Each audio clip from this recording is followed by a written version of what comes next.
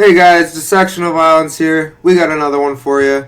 LFA 199, almost LFA 200. Should be a good card. Let's start at the bottom. We have Wesley Alves versus Cesar Charles.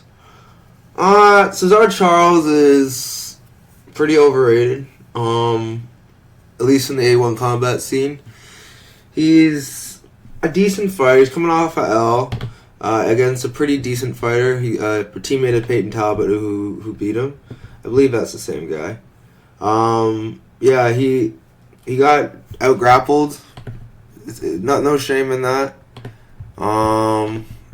Yeah.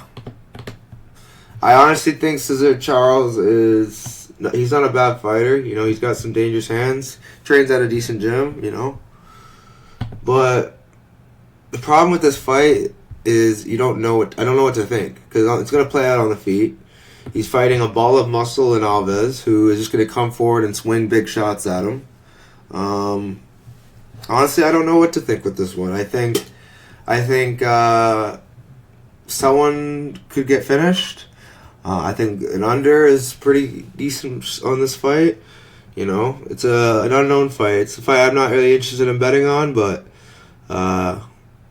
yeah, if I had to lean aside, I would probably have to lean out. Let's see who I picked. And where I'm looking right now is my Discord, so you guys should join that if you want to get some access to my plays, predictions, all that, my analysis, all that other stuff. But yeah, Alves. I'm gonna lean Alves just a little bit, but it's definitely controversial. I don't even know. Honestly, Cesar Charles is more technical on the feet, but Alves just has that KO threat that, oh man, I think just someone's going to get KO'd. That's the only thing I can predict, that's for sure. Whether you take Charles or Alves, you're not wrong. It's a close fight. Yeah, pass. For now, it's Alves, but I could switch to Charles come way in. Moving on, we have Abraham Del Toro versus Jermaine Edwards. So Jermaine Edwards, he's 3-3.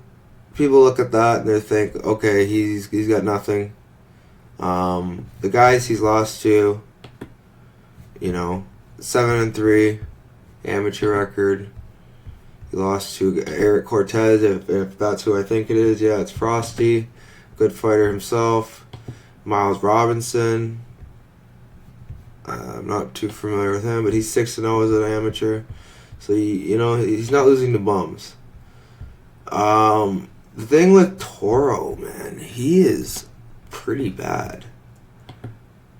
And yeah, he's 6-1 as an amateur, but like, look at the guys he's beating. Like Sandoval, okay, you beat Joey Sandoval. Who is he? 4-2. You beat Hannaford, who is 1-0 now as a pro. Seems like this isn't a terrible win. But it's like all of his wins are against like pretty mediocre guys. Now I'm not saying he shouldn't win this fight. I lean him to win, but I think I don't know. I think Edwards can get it done.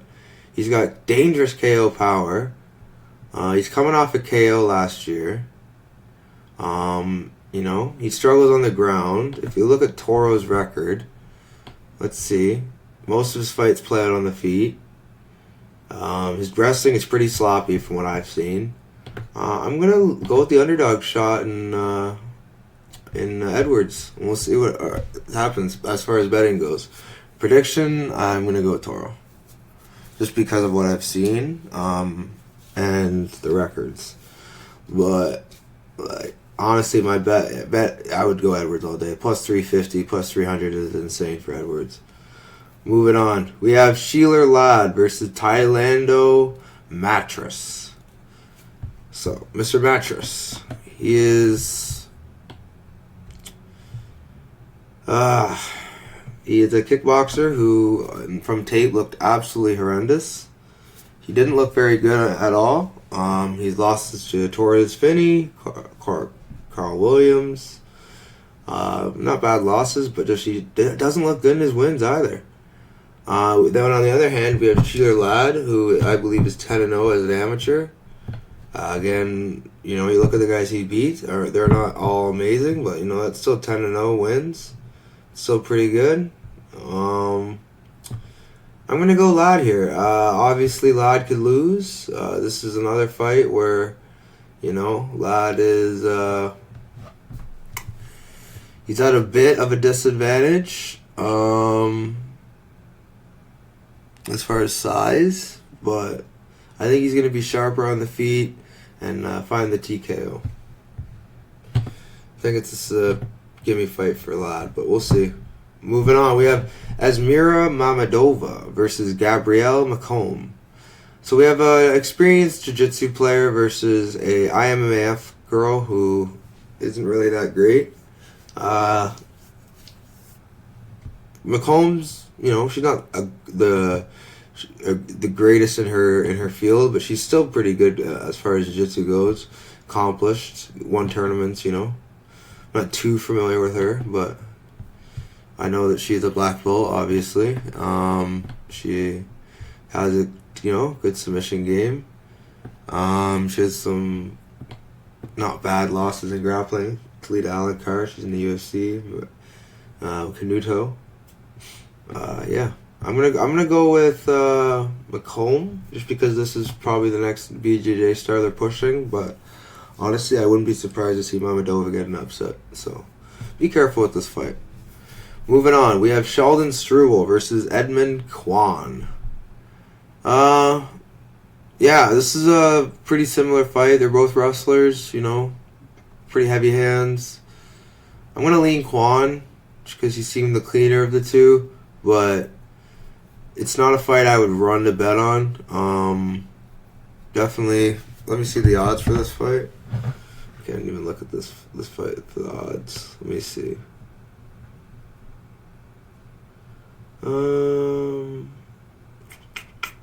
Yeah, negative 260.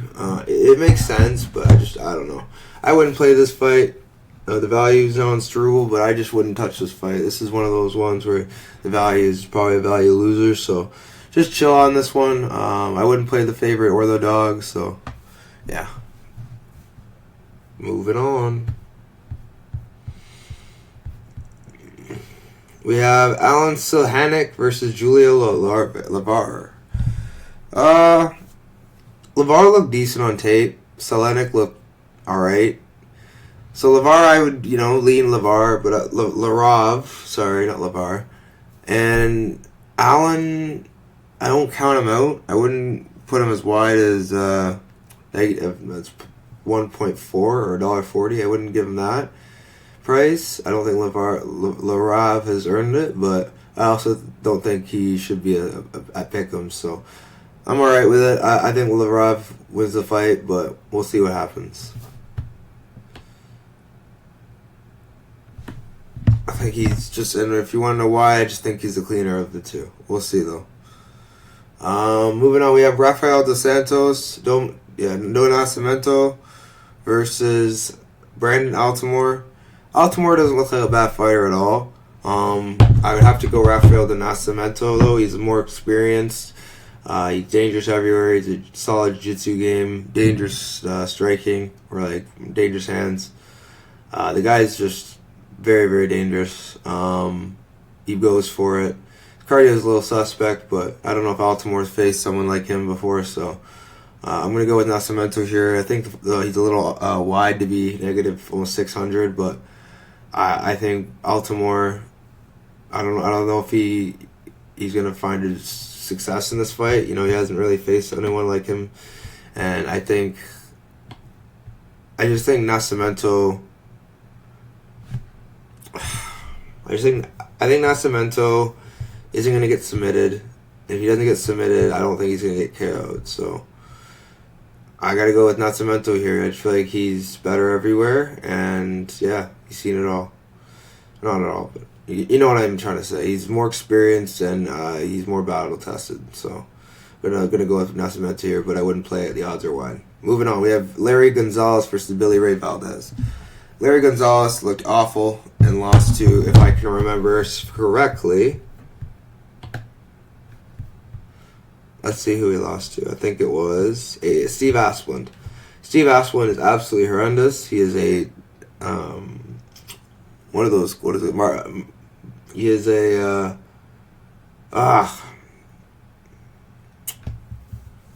can't even think of the guy's name.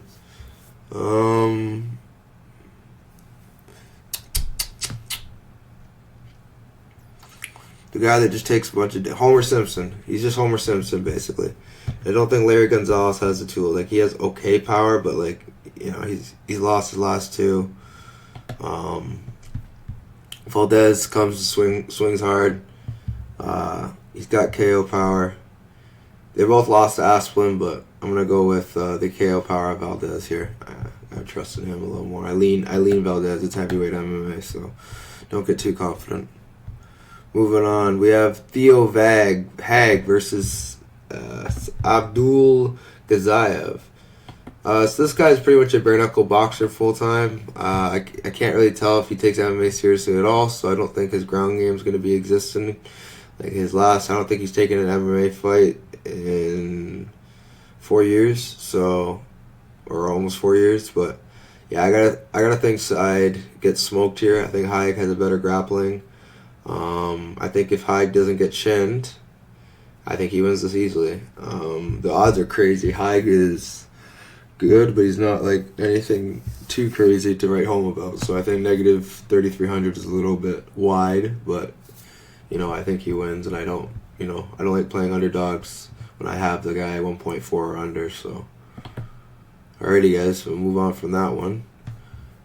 Don't want to speak too much about that one. Moving on, we have Enkutur Bayard Sogd versus Shavkat Cherchayev.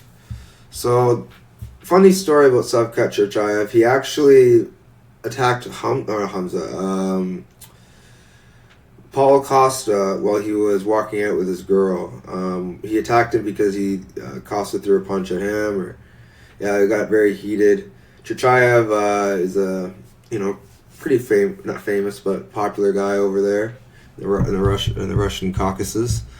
I think Cherchayev shouldn't be as big of an underdog, but it is kind of understandable. I think, like his Russian brother under here, they favor the striking, whereas this Mongolian, I believe he can mix it up.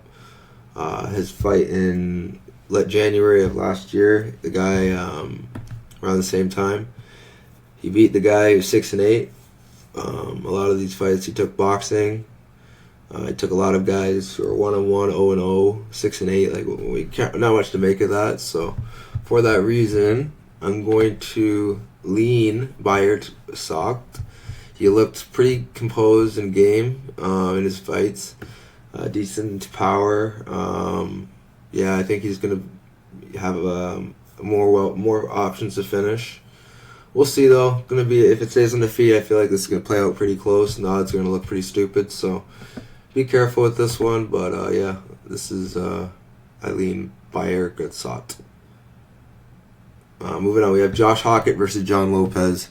John Lopez is a bot. I just don't believe he is a real person. He is not very good. He's very mid, and I think Josh Hockett, although does not know how to strike, I just don't think he's going to lose this fight. I think Hockett has this one in the bag. I think the odds are pretty justifiable. I think Hockett wins this fight probably inside the distance, but I wouldn't be surprised at heavyweight they take him to a decision, because that's something that heavyweights like to do when they have a lot of hype. Not a lot of hype, but like when they have momentum, they like to just have a really crappy performance for some reason. But yeah, I gotta go with Hockett here. I think Lopez is awful, and Hockett is, he's got wrestling and grappling, so we'll see how that plays out for him in this fight. I think he should find a finish, but we'll see.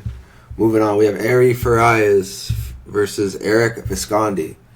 Visconti's got good experience, really good experience. He's faced some pretty good guys. If you look at the guys he's beaten, he beat someone from Kyrgyzstan, I believe. Not Kyrgyzstan. I can't even remember. Kazakhstan, maybe. Bursa Magana update. I think he's had decent competition fighting LFA. He lost to Saldana by submission. Saeed Abdullah he lost to. So he has some alright losses. I think I get why he's the underdog. I think Farais has a very good submission game and could find a submission. I just don't think he's going to be able to take him down. I think Visconti's got decent hips, and I feel like he's going to keep it on the feet, and it's going to play out pretty close on the feet. So I'm going to have an underdog shot on Visconti here, but I would not be surprised to see Farais find a submission along the way. I feel like this fight will be 5 rounds, so yeah, we'll see how this one plays out. Yeah, this is an interesting card. Not a lot of spots, but I'm making do with what I got. If I can give you guys my top 5 most confident picks. Number 1, Lad. Number 2, Hockett. Number 3, Hag. Number 4, Nascimento. And number 5, Larave. Alrighty guys, like, subscribe. You know the drill. I'll catch you next time. Peace.